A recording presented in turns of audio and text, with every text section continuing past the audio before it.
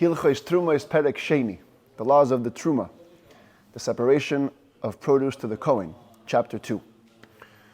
So, like when it came to the gifts of the poor, it also happened to be in chapter 2, and the last set of laws. The Rambam gave us the 5 conditions that produce has to meet in order to be eligible to have gifts from the poor taken from it. So today the Rambam begins not with 5, but 3. There's 3 criteria that produce has to meet in order to be obligated to have truma separated from it. And what are the 3 conditions? It says the Rambam halacha aleph, kol oichel adam, all human food, that means food that's meant for human consumption, hanishmar, and it's guarded, shagidulav min haaretz, and it grows from the ground, chayav bitruma, that's the produce that's obligated to have truma separated from it, umitzvah saseh, lahafrish mimenu reishis lakayin. It's a positive commandment when you separate from that produce, truma, the 2%, to the Kohen. Shanemar, as it says, reishis the gancha tireish chavi yitzarecha titan loy. Torah doesn't say, give the beginning of your produce, or give the beginning of everything to the Kohen. It specifies, give the beginning of your grain, your wine, and your oil. Why does Torah specify grain, wine, and oil? To teach us something. Ma dagon tireish v'yitzar. Just like the common denominator, the uniting factor between grain, wine, and oil is that all 3 of them are machal b'nei adam, v'gidulav min haaretz, v'yesh le'bailim. These are food for humans. They grow from the ground, and they have an owner. Shanemar degoncha. It says your grain. Yours means it has to be able to be belonging to someone. So that's the 3 factors here.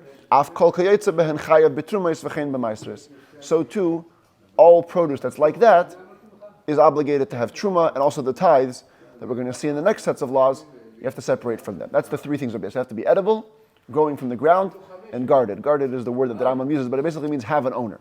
Somebody has to be able to lay claim to the land on which they're growing or to the produce itself. In Israel. Huh? And yes, as we learned yesterday, it's in Israel or the places around it. Syria, some of the other places, as discussed yesterday. It says that Rambam halacha bey is ha-karshinin. Karshinin is vetch. What's karshini? Vetch. Common vetch. V-E-T-C-H. I believe it's this one up here. Afal pisha eina maichal adam. Even though they're not human food, it's mainly meant for animals. Hoyel va'ichlin esan b'shnei ra'avain. Says the Rambam interestingly, since it's eaten in years of famine, of hunger, chayavin b'truma u'maisros, they are obligated to have truma and maisra taken from them because humans will eat them in a time of need. Hasiya v'ha'ezav v'ha'kurnis. Siya is, at least by Rashi, identified as pennyroyal.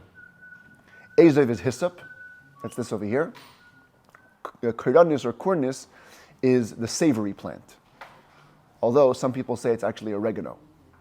I don't have a picture of it over here. Yes, some say it's oregano. This one here, pennyroyal. Pennyroyal, like penny like a coin, royal like a crown. Yeah, royal. So these 3 plants are typically not meant for human consumption, but they could be planted with the human in mind. So the Rambam says these 3 things, shazran mitchila la'adam, if they were planted to begin with the intent to be consumed by humans, chayavin b'maisa, then when they grow, you have to take all the tithes from them. But if it grows wild in your field... Oh, wild we'll see in a second. First, your intention. If you intended to plant them for human beings, you have to take meiser, v'chein kol kayetze b'hen, and the same applies to all similar things. Zran l'machal behema, but if you planted them with the intent to be used for feeding your animals, even if you change your mind later, and while they're still growing from the ground, you're like, you know what, I actually want to use it for my own family, pturin, they're exempt. They're already exempt. Thoughts that you have while grain is attached to the ground, or while a plant attached to the ground, is considered nothing. You planted it with the intent for animals originally, it's for animals. What if they grow wild? What if in your courtyard you find these things growing? So, if it's a type of courtyard which is guarded, in general, whatever fruits grow in there, they're protected, it's fenced in, it's gated. Then when they grow, you're obligated to take truma and meiser from them because you can assume that whatever grows there is for human consumption. But if it's it's a wild, it's not even a guarded courtyard, then the stuff that grow from these plants are exempt. Halacha Gimel. Zer'einei gina she'eina ne'achalin. Garden plants, but seeds from these garden plants that are not eaten. You typically, if these plants have produced seeds, you typically want them for replanting. You don't want them for eating. Kigoyin, for example, the Rambam gives a couple of examples. Zera lefes, turnip seeds. It's on the top left here. Vezera tznoin, radish seeds. That's over here. Vezera betzolim mechayetzem, and onion seeds and the like. P'turin min hatruma min hamaisres. You don't have to take any tithes, separations for the Kohen, for the Levi, from these things, because at this point the seeds are not edible for humans. Aval haketzach, but caraway seed, chayav bitrumo v'maisres, is obligated to have truma and maisra separated from it, because it could, and it was sometimes, be eaten by people. Halacha dalet. Tmares shel tilton. These little blossoms of tilton is fenugreek. V'shel chardal, mustard seed. V'shel poil halavan, white beans. V'shel tzlaf. Tzlaf is the caper berry. V'hakafresin shel tzlaf, and the caper bark. That's how the Rambam translates kafresin elsewhere. P'turin. These are all exempt from having any truma and maisha taken from them. Even if humans eat them, they're not a fruit in the proper sense of the word. When are we talking about? If you planted them with the express purpose of getting seeds out of them to be able to replant them. But if you were to plant one of these plants and you wanted the vegetable, you wanted the fenugreek, you wanted the mustard, then when they grow, you do have to take truma and meiser from them, give them to the Kohen, to the Levi. Also the caper berries. Besides for the bush, the caper also has some berries that it grows. And those berries are, of course, chayavim. They're obligated to have truma and ma'asher taken from them, because they are a fruit. Halacha hey kusbar. Kusbar is coriander. It's here on the top left. Shazra lezera. If you planted it with the express intention of getting seeds from it, yarak or yarka, some texts have, pater mina truma mina maasros. Then even the vegetable, the coriander that grows from it, is exempt from having any gifts taken, because you planted it with the intent of growing seeds. Zra liyarak, but once you planted it with the intent for the vegetable, you wanted the coriander to eat it. Mafrish truma sumaisres min hayirakais umin hazera. You have to take truma and meiser. The literal meaning would be both from the vegetable and from the seeds. The Rambam will soon explain that this means you don't have to take twice. It means that whenever you decide to stop using the plant, at that point you have to take meiser. We'll see in a second. V'chein sheves, also sheves. Sheves is most commonly translated as dill. So this is the dill plant. Shazra lezera. If you planted it with the intent of getting seeds from it, yarka pater, then again, even the vegetable which grows is exempt from having truma and ma'asher taken. Zra liyarak. If you planted it for the vegetable, you wanted dill to put in your soup, then misaseres zera v'yarak. It needs to be taken. The tithes have to be taken from it, both at the stage of seed and at the stage of vegetables. We'll soon explain. Ve'ena misaseres zirin. But it doesn't have to have any meiser taken from the zirin. Zirin are explained to be the capsules in which the seeds grow. Zra lizirin, if you planted the dill. To get those seed capsules, mafrish truma u'maisres min hazera, umin hayarak umin hazirin. Then you have to separate truma and meiser at any stage, whether you're the stage of seeds, the stage of vegetables, or the stage of the seed capsules. V'chein hashachalayim. Shachalayim is cress, type of sprout. You can buy these in the market even today. The hagargir. Gargir is translated by most authorities as rocket, but not the rocket ship, garden rocket, kind of plant. Arugula. Shazra'on lezera. Same thing. If you planted them for the seeds, mis asrin zera v'yarak, they have to be taken for a truma and meiser, both at the stage of seeds and the stage of vegetables. What does this mean? Ketzad mis asrin lezera uliyarak. What does it mean that if a vegetable needs to be taken meiser both from seeds and from the vegetable? She'im liket hayarak la'achlai, mafrish truma meiser v'achar kach yechal. It means you must take meiser at whatever point you decide to make use of it. If you pick it to have the vegetable, you pick the dill, or you pick the coriander, or you pick the cress at the point which you want to eat it as a vegetable, then you must take truma and meiser before you eat it. When it dries, if you leave it in the ground for longer, and the the plants themselves dry up, and then you're going to collect the seeds, mafrish min hazera, at that point you also must take from the seeds, because you want to have pleasure from the seeds now. So you got to take truma and meiser from them. Vav hayirakois, general halacha, all vegetables, green vegetables, or bichlal, vegetables that grow. Afal pishein meichal adam, even though they're human consumption, they're human food, einan chayavin b'meiser salam midivreim. Vegetables only have to take tithes rabbinically. L'fisha nemar b'meiser, because here's the verse where it says about meiser. It says, aser ta'aser is called tevuas zarecha, produce of the land. Tevua is very specific for grain. Shenemar b'meiser tevua zarecha, which means tevua v'chayetziba, grain and things like the grain. Aval hayirakais einan bichlal ha'tevua. Vegetables are not included in tevua, so they're certainly exempt from meiser. And they also should be exempt, says the Rambam, from truma. V'chein yirah li shu adin b'truma. It seems to me that the same law applies to truma. Shari nemar ba, because it says by it, the gancha, tireishcha, v'yitzarecha. Again, grain, wine, and oil. Kol adei maleilu, all things that are similar to these things. Aval truma sayarak midivreim kameiser. But taking truma from vegetables is only rabbinic, like it is by meiser. Halacha zayin ein mafrishin trumus u'meisres min hayarak b'chutz ha'aretz va'afilu b'mekoymos she'amarnu she'mafrishin b'hen meisres. Since vegetables, you're only taking truma and meiser rabbinically, so everything is one step down. Even in those places outside of Israel, where we said yesterday that you do take truma and meiser rabbinically, for example, in Egypt, in Ammon, in Moav, in the area called Syria, but vegetables are not obligated there. So only grain, wine, and oil you would take truma outside of Israel, but no vegetables.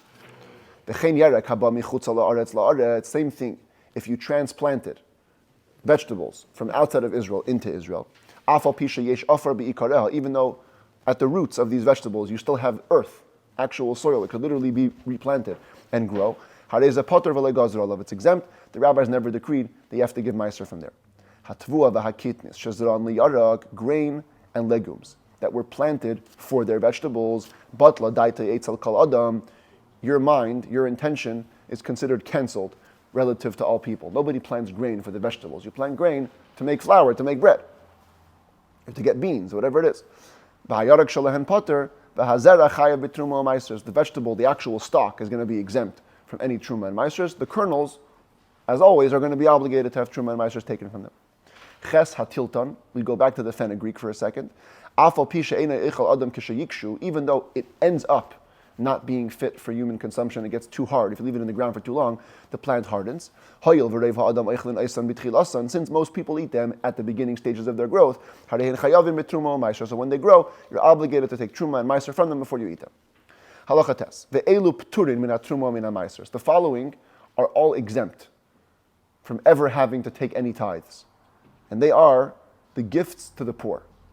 All the 5 things we saw in the last set of halachas: haleket, the fallen stalks; v'hashikcha, and the forgotten stalks; v'hapeya, in the corner of the field; v'haperet, and the fallen grapes; v'ha'olelos, and the immature grapes. These things all belong to the poor. Whatever the poor get from the field, they don't have to go and take truma and meiser and give it to the Kohen before they eat from their gifts. Afilu hemin mehen kri. Even if the owner decided to make a massive pile out of them, there were so many immature grapes in his field, all going to the poor, he made a huge pile, doesn't matter. It belongs to the poor. But if he were to make a granary out of them in the field, at that point, they become permanent in some way, and the owner does have to take truma and meiser before he gives them to the poor. But if he made the pile, the granary, in the city, it's all exempt. There's going to be a voice, everyone will know about it, nobody will think he's making a pile of grain, not taking truma and meiser. Everyone knows this is for the poor. Everybody is aware that it's the gifts that belong to the poor, the fallen stalks, the forgotten stalks, or the corner of the field. Counterintuitively, if a Gentile decides to leave gifts to the poor from his field, before the poor people eat them, they have to take truma and meiser, give it to the Kohen, unless the goy declared them ownerless. Because if they belonged to a Gentile, and then they go to a Jew, the Jew must separate truma and meiser. Similarly, grain and olives that didn't reach a third of their growth, are exempt from having truma and meiser taken from them because they're too immature. How do you know, if you're looking at grain or olives, how do you know if it reached a third of its growth or not? So the Rambam gives you a sign. Kol shezoira umatzmachas biyodua she'ivia shlish. If you can take the seed at this point, replant it and it'll grow, it's already reached a third of its growth. If not, then not. Avar v'hifrish mitvua v'zeisem shaleheviu shlish eina truma. So much so that if you transgressed and you separated truma from these grain and olives that hadn't reached a third of their growth yet, it's nothing. It's not even truma. It has no holy status whatsoever. Yud Aleph v'cheina hefker. So too ownerless things, that was read in the beginning, the first of the three, or the third of the three conditions that has to be guarded, has to be owned. So if produce is hefker, if produce is declared ownerless, and you come and get it, patur min hatruma min hamaisros, it's exempt from taking any tithes, any separations. Even if the guy clearly says, I'm making it ownerless, so that you can take it, so that you'll be exempt, you're exempt. Aval hazireyas they hefker, but if you have real estate that was declared ownerless, and you jumped in and planted something in that real estate, so yes, the real estate, the ground is ownerless, but not the produce. Chayav b'truma and meiser, whatever produce grows from there, you'll be obligated to separate truma and meiser before you eat it for yourself. Halacha yud beis hifkir kama v'zachava. Not sure why a guy would do this, but let's say he has a field of standing grain. He planted a whole wheat field. He declares it ownerless. Then he regrets it, and he chaps it back. He reacquires it. It's possible you can reacquire that which you yourself declared ownerless. The land is hefker or the produce? The produce, the standing grain, hifkir kama. Okay. You declared, you declared the standing grain ownerless, and you reacquired it. The avar v'hifrish mimeno truma, and then you transgressed and separated truma from it, even though you shouldn't have. Harezu truma. Here we do treat the produce which you separated as somewhat holy. Avalim hifkir shibalim v'zacha bahen. But if you already cut the grain, and then you declared the stalks ownerless and reacquired them, the avar v'hifrish mehen truma eina truma, and you went and you separated truma from them, it's not truma, it's worthless. V'chein kol hamafrish midavar she'ein chayav truma eina truma. Same thing if you decide to be a nice voluntary donor and you separate truma from things that are not obligated to have truma taken from them, they are in truma. V'chein b'maisros, and the same thing applies to meiser, that it's not like you can be extra pious or extra holy. If something doesn't have to have meiser taken from it, and you do, it's nothing. Yeah, here we have the guy saying hefker. He's declaring his field ownerless. Says the Rambam even further. It's not just things that are actually declared ownerless, but dvarim she'ein derech reiv b'nei adam lezaran beginei suvasadais, things that normally most people don't even plant. They don't bother planting it in gardens or fields. Eleches kasan mina hefker. You can pretty much assume that they are ownerless. P'turim mina truma mina meiser. If you find them or if you do plant them, you don't have to take any truma or meiser from them. Kigoin hashum bal bechi. Shum bal bechi literally translates as garlic that makes you cry. And that's how the Rambam himself translates it elsewhere. It's very pungent, and it makes you cry. Other commentaries say Baal Bechi means it comes from Baalbek. This is a city in Lebanon. It's called Baalbek, and there was a special type of garlic there that usually people didn't make it to eat. So it's exempt from Truma Maisers. In this place? Mm-hmm. Wow. Ubatzal shel Richpa, onions from Richpa, it's also a place. The Gris HaKilki, or Akilkili. Gris is a bean. Kilki is the Cilicia region here in Turkey. See it here? The Adashim HaMitzriyos, and Egyptian lentils. The Chayetzeb and anything like them. These are apparently examples of things that were not planted mostly in gardens or in fields. And so you don't have to take Truma and Meiser from them. Yud Gimel. Nis'arev davar shechayav betruma bedavar she'ein chayav. This is an important halacha. If you have two things, two produces get mixed. One of them is obligated to have truma taken from it. The other one is not. Zeisei nikuf shenis arvu bezeisei masik. Zeisei nikuf means olives that belong to the poor. Nikuf means knocked down. They were knocked down from the tree. They fell down. They have to be given to the poor. Masik is harvest. So they're both olives. One olive belongs to the poor, doesn't have to have truma taken from it. The other olives belongs to people, regular people. They have to be have truma taken from it. Same thing, inve oilelois inve batzir. Immature grapes got mixed with harvested grapes. The immature grapes belong to the poor, don't have to have truma taken from it. The harvested grapes belong to you, you have to take truma from it. Now what do you do if it got mixed up? Now, what's the problem if it got mixed up? The problem is that you're not allowed to take truma, what's called min haptur al hachiyuv. You cannot take from something which is exempt and have it exempt something which is obligated. So therefore, the Rambam says the following: In yesh le peiros acheres, if you have other produce, other olives, other grapes, besides for this mix-up one, moitzi al hachayav lefi cheshbon, then you should take for the olives that are obligated proportionally. Which means, let's say you know that 5 pounds got mixed in to this mixture. So imagine how much truma will you take from 5 pounds and take it from the other olives that you have. But if all you have is these produce, mafrish trumas meiser ala koil. So you can't just take from this pile enough for 5 pounds. Because the truma you might end up picking up might be from those olives or from those grapes that aren't obligated in truma. So you have to take truma and trumas meiser, it's the gift that belongs to the kohen, from the tithe for everything. Imagine as though everything is obligated to have truma.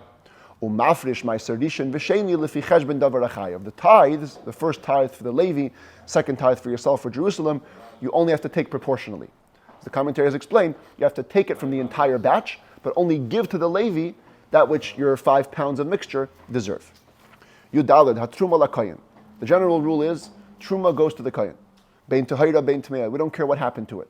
If it's ritually pure, ritually impure. Afilu nitma hadagan lehatiresh kulay. Even if your entire pile of grain or wine got totally impure before you gave it to the kohen, you must separate truma as it is impure and give it to the kohen. Remember, as it says, look at the verse where Hashem commands. It says, I have given to you the guarding of my trumot. In Hebrew, it's in the plural. My trumas. That implies that there's 2 types of trumas. Achas tahira, the achas tmeya, whether it's pure or impure. Now, what do you do with the truma? If it's pure, good. Kohen can eat it. Even impure truma, the Kohanim can benefit from it by burning it. Burning it in household use. If it was oil, they can light it as a candle, fuel for a lamp. Or if it's grain or things like that, they can use it to fuel an oven. Now, what if it can't do either? What if it's not fit for oil or it's not fit for fuel for an oven? So the commentaries say, then you bury it. Tesvav, v'chein trumas meiser, same thing, trumas meiser. Trumas meiser is the tenth which the Levi needs to give from his tenth to the Kohen. Im nitma, say nitma ha-meiser, if it became impure, or the whole meiser which the Levi received became impure, mafrisha nesa betuma, v'nitenes la-kohen, lanas b'sreifasa, the Levi still must give it in a state of impurity to the Kohen. He'll have benefit from it by burning it up. Tezayin, kol ha-mafrish truma gdela, trumas meiser, any Jew who separates the truma gdela, which is for the Kohen, or trumas meiser, which is the Levi's gift to the Kohen, mevarech kaidem sheyafrish, you have to make a blessing. It's a mitzvah, right, before you take it off. Like you make a blessing on all mitzvahs, as we explained in the laws of blessings. Halacha Yud Zayin, the final halacha, ein meitziin truma meha'aretz lechutz ha'aretz afilu tmeya. Truma, even if it's impure, cannot be taken from Israel to the diaspora. Ve'ein mevi'in truma mechutz ha'aretz la'aretz. Also, if there was truma taken in the diaspora, you don't bring it into Israel. Ve'im hevi le'te'achel, and if you did, it cannot be eaten because it's considered impure. We're going to see in the Rambam's 10th book that there was a default decree on any land outside of Israel that it has a state of impurity. So if truma was separated outside of Israel and it's brought into Israel, the Kohanim can't eat it because it's impure. Neither should you burn it though, so nobody should say, we saw truma which didn't contract ritual impurity being burnt. Jews won't necessarily know that it came from outside of Israel. All they're going to see is truma being burnt. Neither should you bring it back to the diaspora. People might think that you can take truma from Israel to the diaspora. So you're basically stuck. If you bring truma from the diaspora into Israel, you can't do anything. You can't eat it, you can't burn it, you can't bring it back. So what do? Ella, says the Rambam, either you leave it till it contracts a definite impurity which everybody knows about, or if it was chametz, wait till Pesach time, and anyway you have to burn it. But tisaref, and then it'll be burnt. And at this point, everybody will know either it's Pesach, that's why you're burning it, or it's ritually impure, which is also a good excuse to burn it.